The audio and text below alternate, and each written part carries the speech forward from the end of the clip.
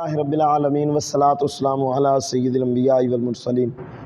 سامعین محترم، آج آپ احباب کو عید کے متعلق کچھ چند باتیں آپ کے گوش گزار کرنی ہے کہ عید نماز پڑھنے کا طریقہ کار کیا ہے اور عید کس بندے پر واجب ہے۔ سامعین محترم، ہر وہ شخص جس پر جمعہ کی نماز فرض ہے، ہر اس بندے پر عید کی نماز بھی واجب ہے، اور اس کو پڑھنے کے لیے اس کا طریقہ کار کیا ہے، تکبیرات کیسے کرنی ہے، اور جو شخص امام سے آ کر بعد میں ملے، اس کی اقتداء میں بعد میں کھڑا ہو، یا پھر جس کی ایک رکعت رہ جائے، وہ اپنی نماز کیسے عید کی مکمل کرے، اس کے بارے میں آپ احباب کے گوش گزار چند باتیں کرنی ہیں۔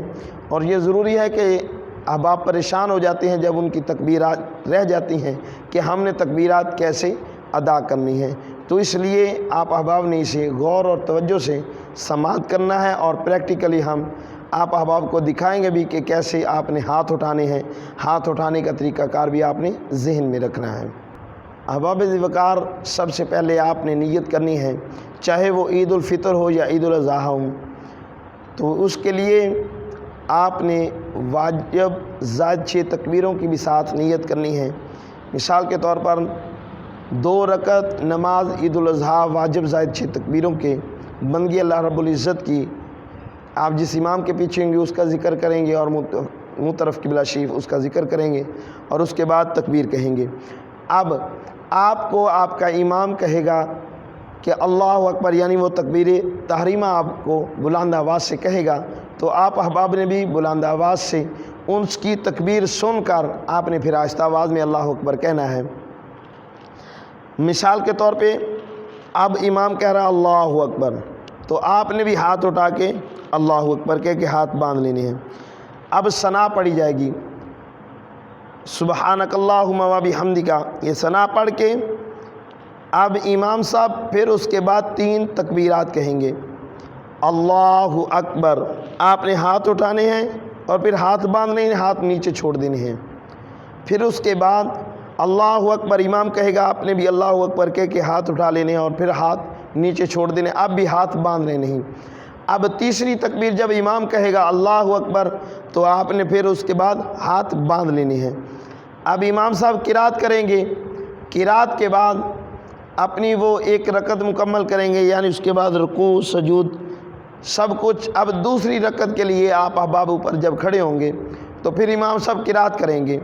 قرات کے بعد اب رکوع جانے سے پہلے امام صاحب پھر تکبیرات کہیں گے۔ جب امام تکبیر کہے تو آپ نے بھی تکبیر سن کے آہستہ آواز میں تکبیر کہہ کر کے ہاتھ اٹھا لینے ہیں۔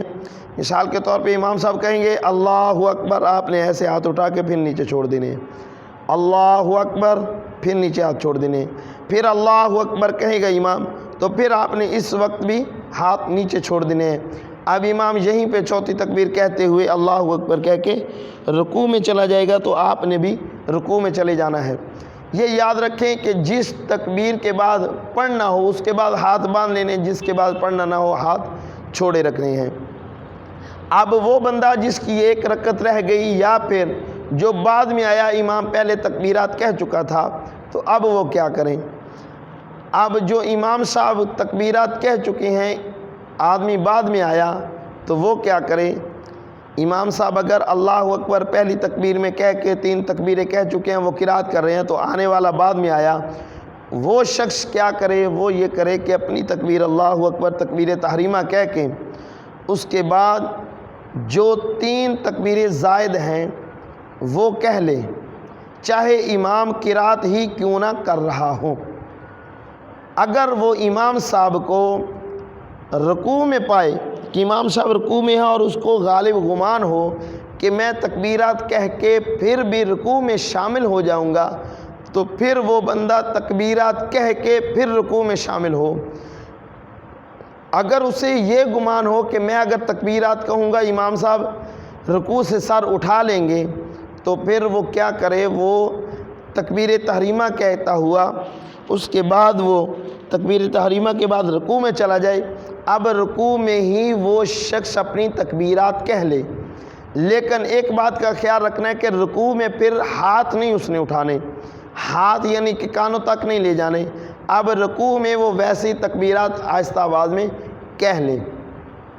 اور جس بندے کی پوری رکعت ہی فوت ہو گئی، وہ بندہ جب اپنی ایک رکعت وہ پہلے والی مکمل کرے گا تو اس میں جب ثنا پڑھے سبحانک اللہ، تو اس ثنا کے بعد پھر وہ 3 تکبیریں کہہ کے اس کے بعد قرات کرے، یعنی پھر وہ اپنی تکبیرات ثنا کے بعد مکمل کرے گا۔ اور جو پہلی رکعت میں امام صاحب تکبیریں کہہ چکے تھے بعد میں آیا، وہ امام اگر قرات کر بھی رہے ہوں تو وہ اپنی تکبیرات کہہ لے۔